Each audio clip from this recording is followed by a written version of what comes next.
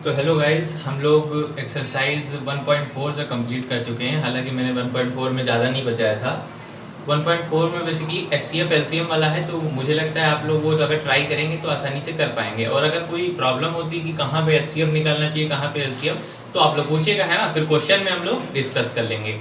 अभी फिलहाल हम लोग बात करते हैं एक्सरसाइज 1.6।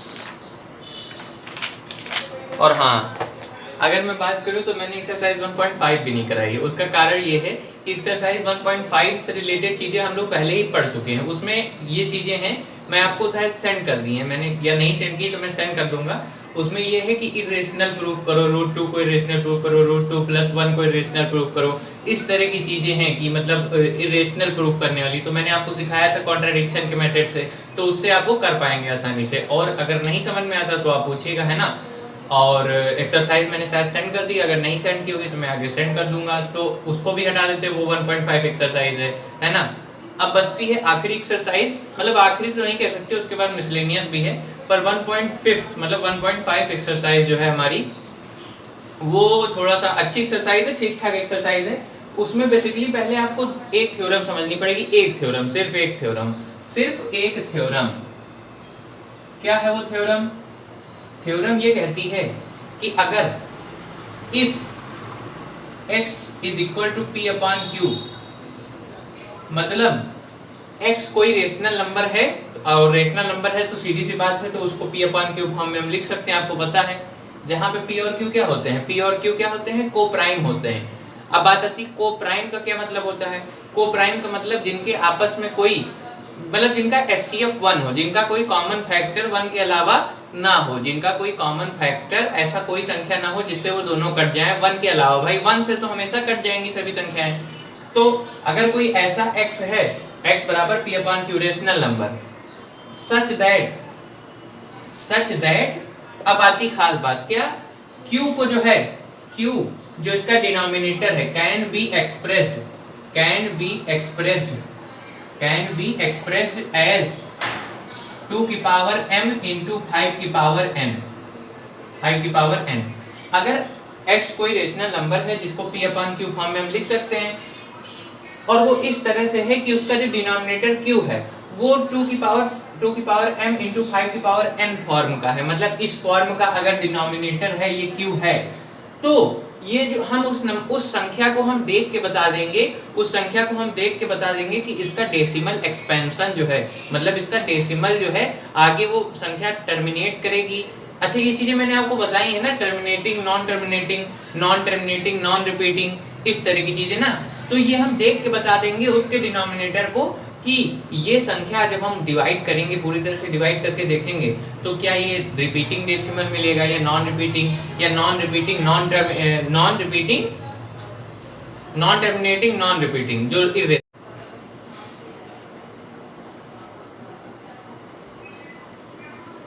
तो अगर हमारे पास, तो इससे हमको थ्योरम से बस इतना मतलब सिंपल सी चीज है कि अगर कोई रेशनल नंबर x है जो कि p/q फॉर्म में लिखा जा सकता है, p और q को प्राइम है, मतलब उनके कोई कॉमन फैक्टर नहीं है, तो जो q है डिनोमिनेटर, उसको अगर हम इस फॉर्म में पाएंगे, मतलब वो अगर 2m into 5n फॉर्म का होगा, तो जब हम इसको पूरी तरह से डिवाइड करेंगे तो जो वैल्यू आएगी वो क्या आएगी? वो आएगी, टर्मिनेट करेगी। पहली बात तो मतलब वो ये नहीं कि उसकी संख्या ऐसे बढ़ती चली जा रही है, और दूसरी बात टर्मिनेट करेगी। और बात आती, अच्छा टर्मिनेट करेगी वो तो अच्छी बात, लेकिन कितनी डिजिट बाद टर्मिनेट करेगी, तो कितने, मतलब पॉइंट के बाद, डेसिमल के बाद कितने प्लेस तक वो जाएगा, कितने नंबर्स तक जाएगा, तो वो डिसाइड कैसे होगा? वो डिसाइड होगा कि जैसे हमने इस फॉर्म में डिनोमिनेटर को लिखा है, तो m या n दोनों में से जो भी बड़ा होगा, m या n दोनों में से जो भी बड़ा होगा, उतने ही प्लेस तक वो वैल्यू जाएगी पॉइंट के बाद। m या n, जैसे m मान लो 5 है, तो पॉइंट के बाद 5 डिजिट तक हमारा आंसर जाएगा। ये हम मतलब देख के बता सकते हैं बिना डिवाइड करे, ये चीज थ्योरम है। तो चलिए आगे देखते हैं, जैसे कि कोई क्वेश्चन लेते हैं तो ज्यादा समझ में आएगा, है ना। क्वेश्चन लेते हैं तो ज्यादा समझ में आएगा।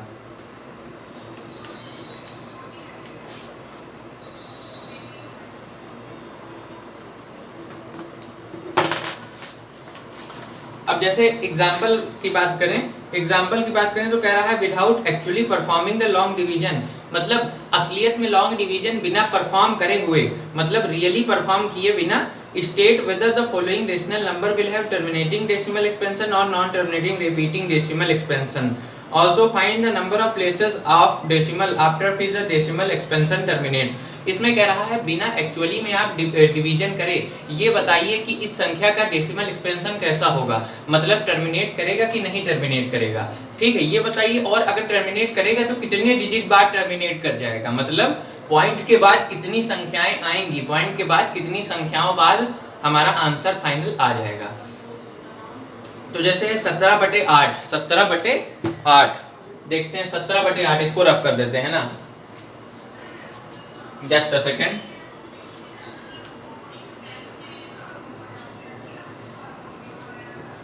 17/8 है हमारा, 17/8। अच्छा, हमने क्या डिनोमिनेटर का खेल है ना सारा इसमें, डिनोमिनेटर का। पहली बात तो क्या ये दोनों कोप्राइम है, चेक कर लो, कोप्राइम है। 17 और 8 में कोई कॉमन फैक्टर नहीं है 1 के अलावा, ठीक है, कोप्राइम है। अब 8 के फैक्टराइजेशन करो तो क्या आएगा, 2 2 जा 4 2 जा 8, 2 2 जा 4 2 जा 8, यानी कि 2 का क्यूब, या इसको ऐसे लिख सकते हैं 17/2 का क्यूब, ठीक है। आप देखो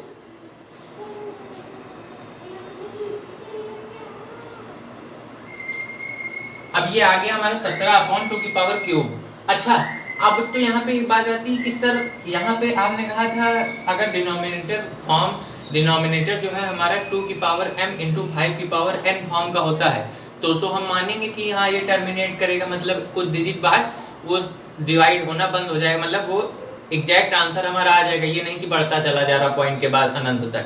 तो इसमें तो 5 आ नहीं रहा कहाँ से, तो 5 है दोस्त, तो हम इसको डिनाई नहीं कर सकते उस चीज को कि 5 नहीं है। जैसे उस दिन मैंने आपको एक वो मतलब अच्छा वाला क्वेश्चन कराया था, तो उसमें ये था कि कुछ प्राइम नंबर से रिलेटेड था, तो उसमें ये था कि आप दिखाइए कि इसका जो आंसर आएगा वो 2 की power this into and odd number, इस तरह का भी जल्दी में ही कराया था। तो उसमें देखिए 2 नहीं आ रहा था, तब भी हमने क्या कर लिया था, 2 को मानना था 2 की पावर 0 करके, इस तरह, है ना। तो इस तरह हम इस चीजों को मान सकते हैं। तो यहाँ पे आप डिनाई नहीं कर सकते कि इसमें 5 नहीं, इसमें वो आप ऐसे लिख सकते हैं 5 की पावर 0 इंटू 2 की पावर 3, लिख सकते कि नहीं लिख सकते। 5 की पावर 0 का मतलब क्या हो जाएगा, 5 की पावर 0 का मतलब 1 ही तो हो जाएगा, 5 की पावर 0 का मतलब 1। तो इस तरह आप देख सकते हैं कि ये m 5 की पावर m इंटू 2 की पावर n टाइप का है, फॉर्म का है, तो मतलब इसका डेसिमल एक्सपेंशन टर्मिनेट करेगा। सो डेसिमल एक्सपेंशन टर्मिनेट्स, ठीक है। अब आप लोग लैंग्वेज अपने हिसाब से लिखिए, लैंग्वेज लिखने में तो आप लोग खैर माहिर होते ही है ना, लैंग्वेज तो हम भी लिख लेते थे ठीक ठाक। अब आते हैं डेसिमल एक्सपेंशन, मतलब बहुत अच्छी नहीं लिख पाते थे, लेकिन डेसिमल एक्सपेंशन अगर टर्मिनेट करेगा तो बात आती है कितने डिजिट बाद टर्मिनेट करेगा। चलो छोड़ो, हम डायरेक्ट नहीं बताते, हम डिवाइड करेंगे ताकि श्योर हो जाए कि हम जो कर रहे हैं वो सही कर रहे हैं। 17 को 8 से डिवाइड करके देखो, 17 को 8 से डिवाइड करके देखो, 8 2 16, 1 आ गया, पॉइंट लगाया, 8 1 जा 8, 2 आ गया, फिर पॉइंट 0 बढ़ा लिया, 8 2 16, 4 आया, फिर 0 बढ़ाया, 5 8 जा 40, देखो कितने डिजिट बांट गया, अब मतलब 40 आ गया, रिमाइंडर 0 हो गया। कितने डिजिट गए, एक पॉइंट के बाद डेसिमल के बाद 1 2 3 डिजिट गए। अब यहाँ से डायरेक्ट हम इस चीज को बता सकते हैं, कैसे बता सकते हैं, m मतलब 5 और 2 की पावर को देखो, इसकी पावर 0 और इसकी पावर 3, हमने कहा था m और n में से जो हाईयर पावर होगी उसको देखना, हाईयर पावर 3 है कि 0 है, 3 है, तो मतलब पॉइंट के बाद 3 डिजिट तक आंसर जाना चाहिए, जा रहा है, आंसर 3 डिजिट तक जा रहा है, बस यही चीज है इसमें और कुछ नहीं। ये आप लोग समझ के बाकी के एग्जांपल आप करिएगा।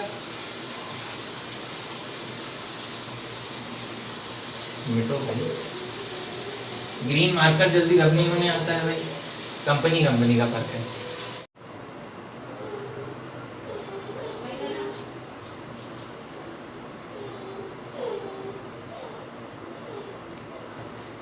अच्छा, हमने अभी इस थ्योरम की बात की, अब हम इसके कन्वर्स की बात कर लेते हैं। कन्वर्स का मतलब होता है जस्ट अपोजिट, है ना। जैसे हम कहते हैं कि मतलब कोई भी बात कही जाए उसका जस्ट अपोजिट, चाहे ये होगा या फिर ये होगा तो ये होगा, मतलब उसका वही चीज को घुमा फिरा के बात कर दी जाए, है ना। तो क्या हो जाएगा इस थ्योरम का कन्वर्स जो हमने अभी पढ़ी, इस थ्योरम का जो कन्वर्स हो जाएगा वो कुछ ये हो जाएगा।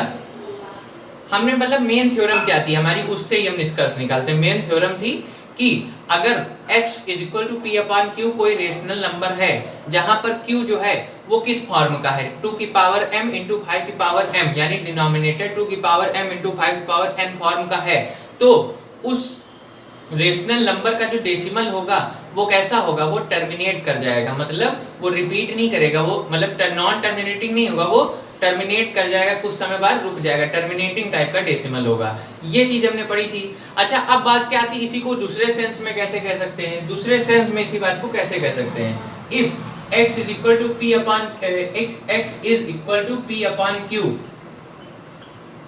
If x is equal to p upon q कोई रेशनल नंबर है, इज ए रेशनल नंबर, ठीक है, रेशनल नंबर सच दैट इस तरह से है कि it's decimal expansion terminates then, अगर इसका डेसिमल एक्सपेंशन टर्मिनेट करता है देन q यानी कि डिनोमिनेटर, q क्या है, denominator is of the form